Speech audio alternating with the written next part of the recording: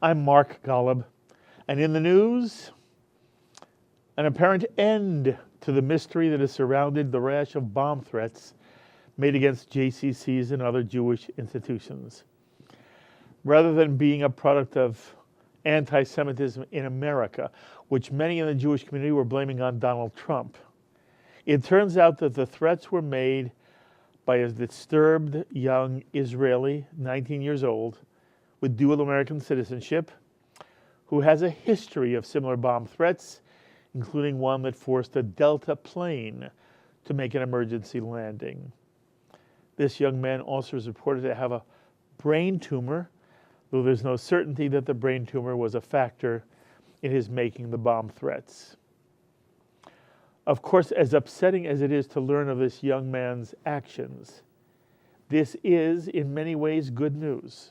Namely, the bomb threats, which have caused tumult and mayhem in JCCs and in day schools, other Jewish institutions, causing real emotional trauma for kids and adults alike.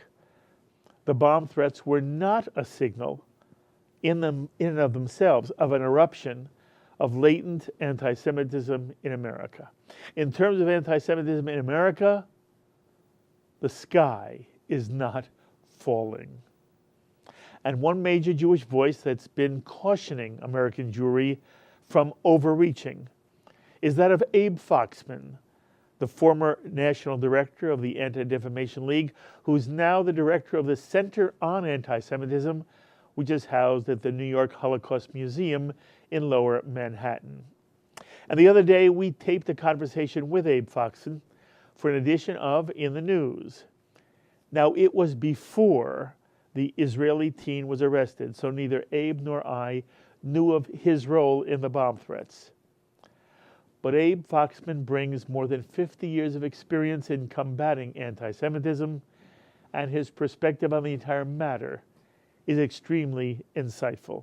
So we're going to play my earlier conversation with Abe Foxman, and then we're going to bring Abe on again to conclude this edition of In the News for his reaction to learning of the role of the 19-year-old Israeli.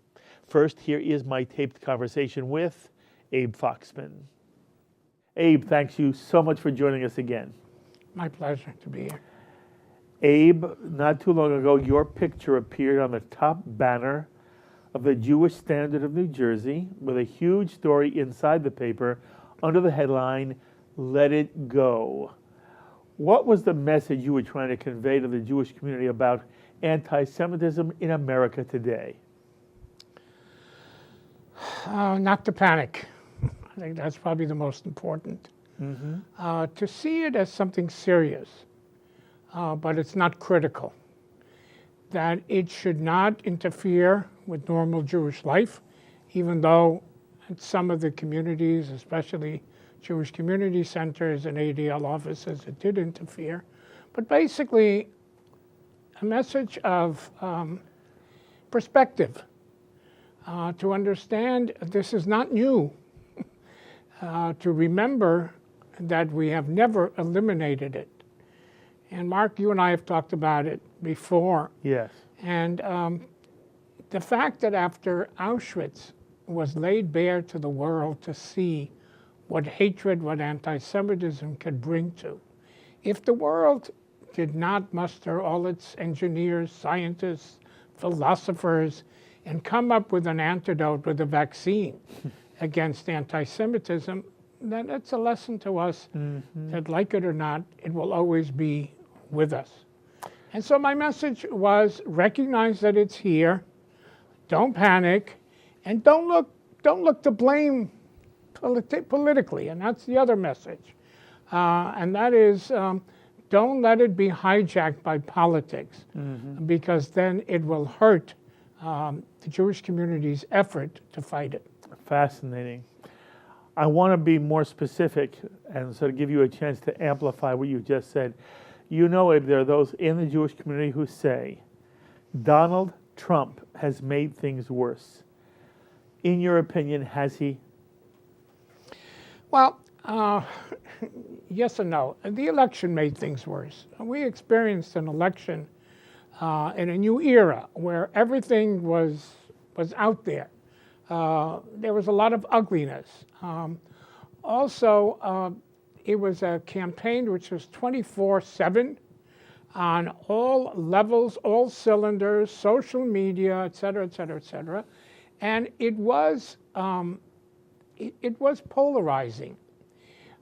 So what happened is all the taboos were removed, and the blame that I would put on the campaign and on Donald Trump is Donald Trump, who is, to best of my knowledge, I've known him for 30, 35 years, is certainly not an anti-Semite, he's not a bigot, he's not a racist, but he permitted himself to engage in a campaign which broke taboos. Mm-hmm. And Mark, if you say to me, what's the safety? Why are Jews more secure in the United States than anywhere else? And I would say to you, because of a civil concordance, sort of an understanding about civility. And in this country, which is very unique in Jewish history, of all the countries and all the history of the Jewish people, this is still the best. This is the promised land when it comes to overcoming anti-Semitism, providing opportunity and equal rights. But what made it work in this country? What made it work was a contract of civility. Our Constitution says and provides you the right, gives you the right to be a bigot. Mark, we can be bigots in our home, in our hearts, in our minds, and the Constitution will guarantee you and defend you even if you go in the public arena. But we've developed an understanding that you keep that prejudice into yourself. Comes this campaign, this election campaign, and what Donald Trump did was he broke all the taboos. Mm-hmm. Now, to him, political correctness is a sin. It's a crime. To us, it's not a crime. It's not the best thing, but it helped develop this environment which protected minorities, protected various groups. And all of a sudden, all these things were gone. And the way I try to put it is Donald Trump took the cover off the sewers. And he didn't create the ugliness in the sewers. It's always been there. At the best, what we've done is put the cover on it. He took the cover off. And therefore, this ugliness has come out because it feels that it's now legitimate. To his credit, Mark, I think he's the one who's got to put the covers back on the sewers. It's taking a while, but he's begun the process. He did it when he visited the African American Museum in Washington. He did it in the opening of his State of the Union. He sent his vice president to Dachau. He sent his vice president to the cemetery in St. Louis. And I think so he is beginning the process of, if you will, putting the sewers back on. So is he responsible? Indirectly, yes. But indirectly, the ugliness, the openness, the fierceness of this campaign permitted, legitimized bigots to be public. And then there's one more element, and that's the internet. So when we compare bigotry, prejudice, openness to 20 years ago, even 10 years ago, we need to factor in social media, where it provides a superhighway for bigots to have a megaphone, which they never had before. And it's happening more and more, and we saw it exacerbated during the last political campaign. But you do know that while you say it in a very nuanced way, there are those in the general media and those in our Jewish community. They just blame it all on Trump. And it's a delicate line you're trying to walk. Because on the one hand, you're not saying, you say Trump, you know him, he's not an anti-Semite, you say he's not a bigot. There's some Jews, by the way. He has children and grandchildren, and Machatanim who are Jewish. Yes. But I don't believe, and I've said it on the air, I don't believe he's anti-Semitic at all. And I think that although he says things that are hurtful, I don't think he's a bigot.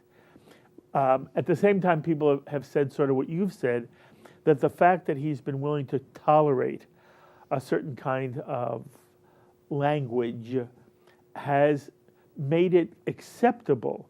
You talked about a taboo earlier, Abe. That taboo being broken has now permitted latent anti-Semites, maybe the anti-Semitism just below the surface, to erupt. And in that sense, American Jewry does hold him responsible. And again, it seems to me that you're saying, on the one hand, don't overdo it, but you're not saying he doesn't matter at all. Well, okay, but then we're at the next stage now. Okay, we're past the election, and now a lot of issues have been hijacked politically. And I understand. I'm a big boy. I understand the Democrats are still fighting. They're fighting now for the next election, which is fine. But don't do it on our backs. That is, don't make anti-Semitism and to say that it's the responsibility of the President of the United States to come up with a plan to combat anti-Semitism, I think is stretching it. It's our responsibility, the Jewish community. We need to be able to differentiate what is Caesar's and what is God's, And here is what is Caesar's and what is the Jewish community. I think the demand, the request, the expectation of government is for the government, for its spokesman, from the biggest, the most important pulpit, which is the president, all the way down to the governors, to the senators, to the mayors, to the council people. I think, yes, we have to keep their feet to the fire for them to condemn it, to speak out against it, to make sure that the bigots understand that it's un-American, un-Christian, immoral, unacceptable. That message has to be given. And I will say to you, yes, it took him a while, but he's begun to do that. And so he's fulfilling that responsibility. He may have to do it again. He may have to go to the Holocaust Museum or to go to my Museum of Holocaust in New York, whatever it is.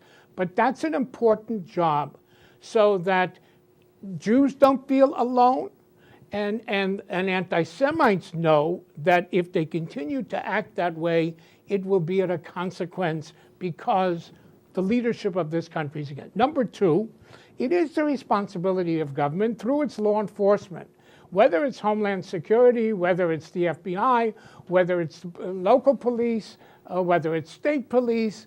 That's their job. It's their job, in conjunction with the Jewish community, to protect the community, whether it's to assist them in security services, whether it's to be aware, whether it's to do investigations, and most important, to investigate, apprehend, and punish. And there comes the judicial, because that too is important. In many countries, there are laws against anti-Semitism. In Europe, we don't have laws against anti-Semitism per se. But in Europe, they have laws against anti-Semitism. They don't apprehend. And when they apprehend, they slap it on the wrist, and it's not serious. If because of the threat of anti-Semitism, Jewish parents take their kids out of Jewish schools or take them out of JCCs, then they will have had a victory, the anti-Semites, just by the threat. So we need to protect ourselves. And I think Jewish institutions, we in the ADL have urged for years, take security seriously. Yes. Be vigilant about it, but not to the point where you frighten people from being Jewish. As a survivor, Abe, did it bother you? Did it upset you? Did it upset you that on International Holocaust Day, International Holocaust Remembrance Day, the White House issued a statement and left the Jewish dimension, the Jewish suffering in the Holocaust, out of the statement? There are many Jews who just went ballistic over this. What was your reaction? Mark, absolutely. First of all, as you say, as a survivor, our antenna quiver a lot earlier. We're a lot more sensitive to, so no question about it.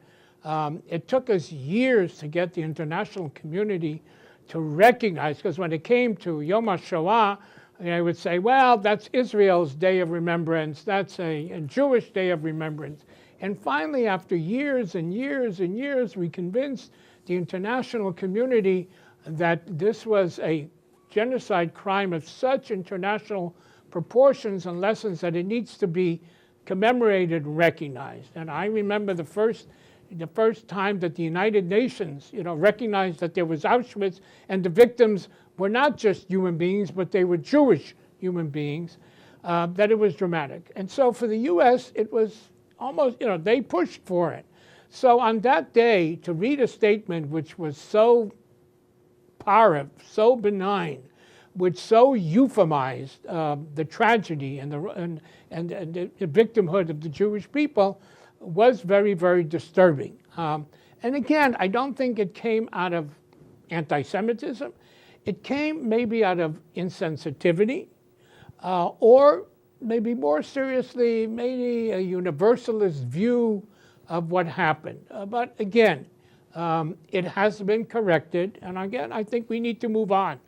I would hope, and I would say if Ivanka, went to visit the Holocaust Museum a couple of weeks ago with her in-laws, it says to me that they're probably preparing a visit of the president. And he'll have ample opportunity to correct it. And as I indicated earlier, the vice president went to Dachau. He didn't go to Dachau by accident. He didn't happen to be there. A lot of people went to Munich. Very few went to Dachau. He went to Dachau to make a statement. Yes. And he went to pay tribute to Jewish victims, and Yes. they came with survivors, Jewish survivors. So they got the message, and I think we'll continue to watch, but I don't think it's going to happen again. Abe, we already mentioned you are a survivor. You were a hidden child during the Shoah. The United States infamously refused to permit the steamship St. Louis from docking in Miami, refused to accept some 900 German Jews, prevented them from entering the country. The U.S. basically closed its doors to Jewish immigration during the Holocaust, thereby helping to send millions of Jews to their death.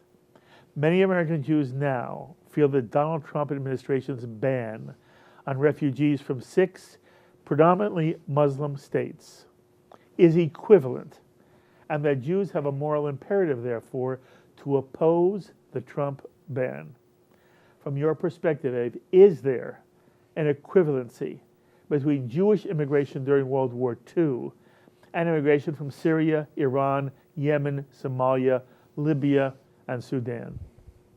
Mark, I think we have to be very careful about similarities and trying to make comparisons. Some of the most hideous that I've heard, of course, is comparing Donald Trump to Hitler and Mussolini. I think, besides that it's being unfair to the president, I think it trivializes who Hitler and Mussolini was. And so when we try to historically match events, look, immigration is a Jewish issue. Open immigration is a Jewish value. It's part of our history. It's part, those who survived, most of them survived because they were able to immigrate. And though many who perished because they couldn't.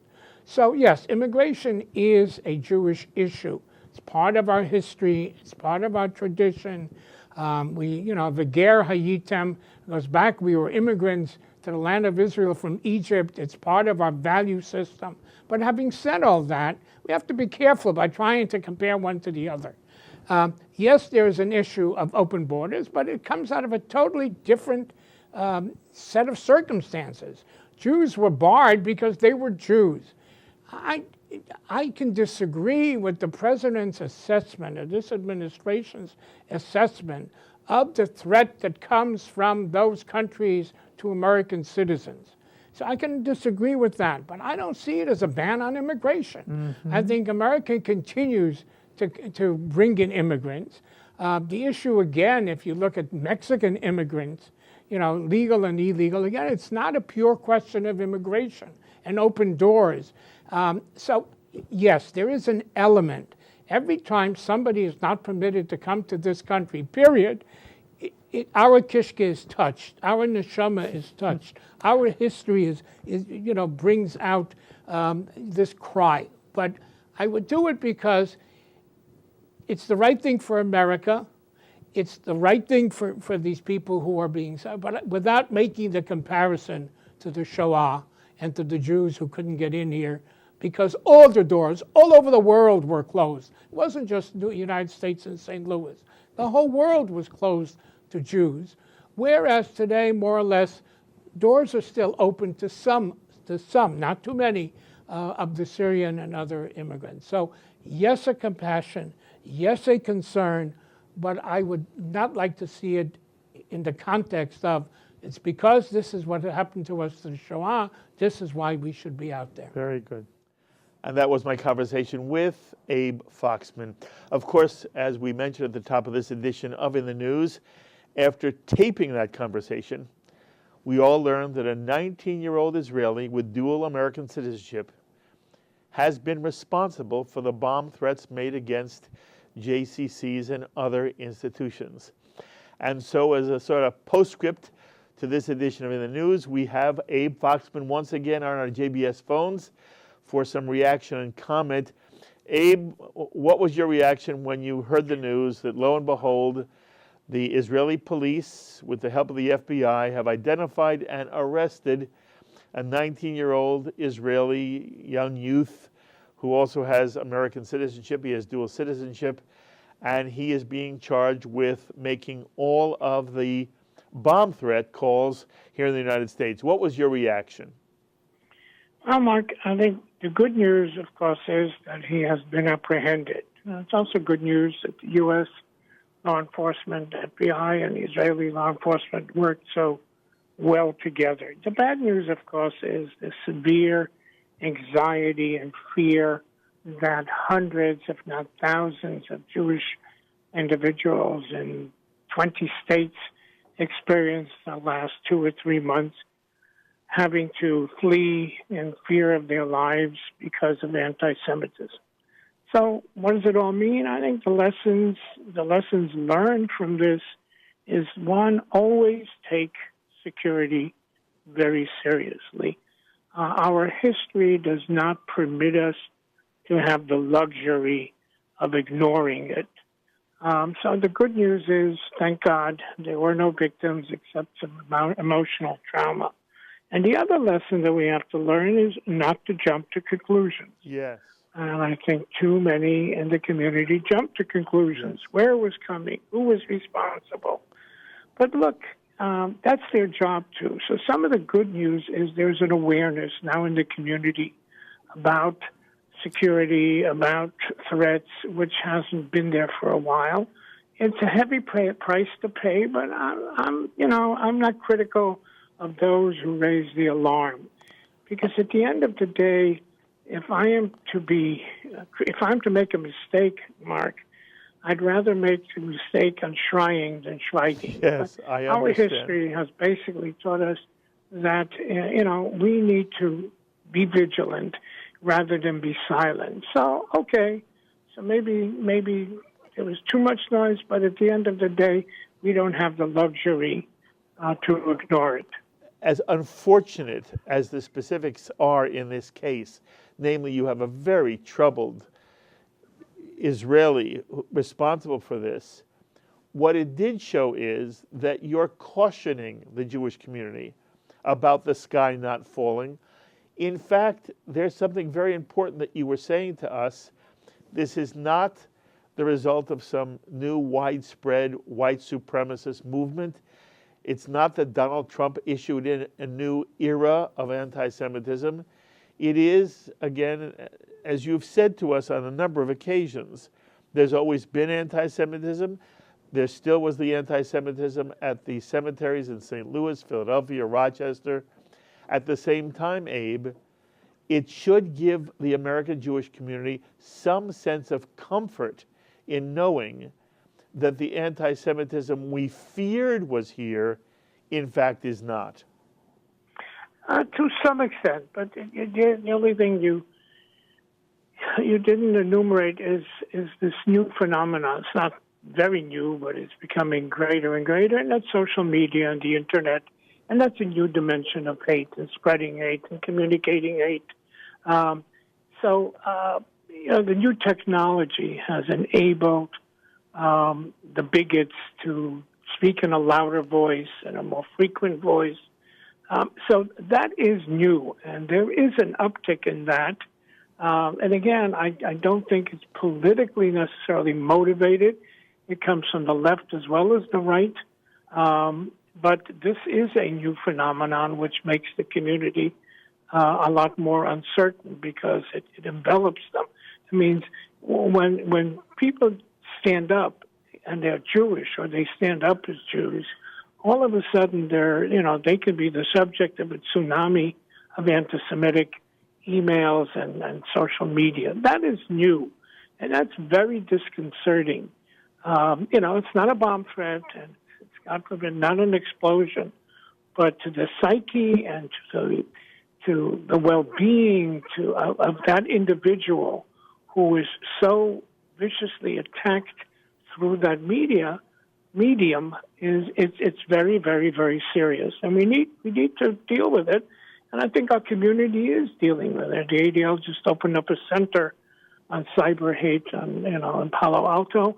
I think we need to put our forces and our strength and our knowledge together to combat it, because that's the next onslaught, and it is serious. It is serious. Yes, but I can't tell whether you're doing a U-turn here.